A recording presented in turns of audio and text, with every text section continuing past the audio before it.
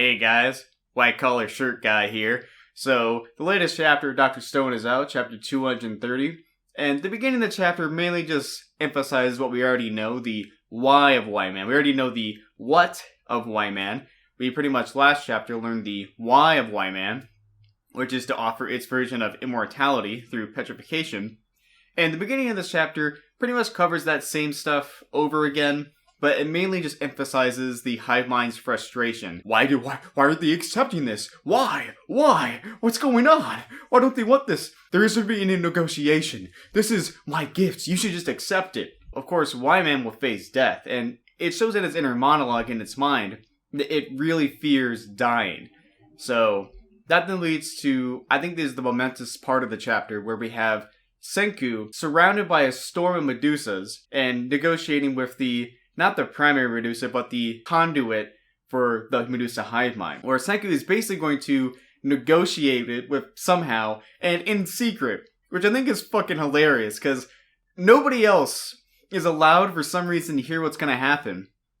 And it just makes me think that something either mischievous, brilliant, or possibly both is going to happen. Or maybe it's just going to be some bullshit. Senku is going to negotiate with the Why-Man hive mind, and I read numerous comments on Viz Media basically discussing like, well, what's going to happen from here? What is this going to mean? Because it actually discusses about how technology, how we're actually way behind, and really only in the past 1,000 years we've really advanced so far. And there was comments basically saying like, oh, we're going to incorporate the Why-Man hive mind with human technology. We're going to do that. It's like, maybe for like a space frontier.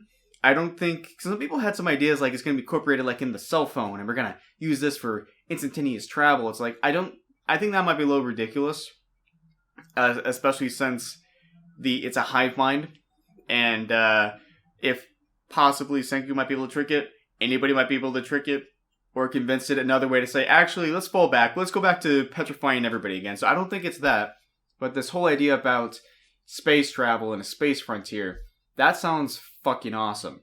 Now, when it comes to the plan that Senku has, it's like, what are we going to do? What are we going to do for the world? What's the negotiation? I don't know. I don't know. I'm being honest. I have no fucking idea. But, as always, it's all interesting. I like what's going on. I will note something that I didn't quite catch on to, is that people are pretty much saying, well, this is getting to the closing of the series. And honestly, yeah, it definitely does feel that way. It feels like it's getting to the closing of the series, that it might be ending very soon. But I didn't really realize it because I was just getting all swept up with all this momentum about what's going on. But lastly, I'll just say that this one panel with Senku surrounded by the storm and negotiating with the conduit, that panel just looks beautiful. It looks fucking awesome. So, anyway guys, thank you for watching the video. Can't wait to find out what happens next. Alright, bye.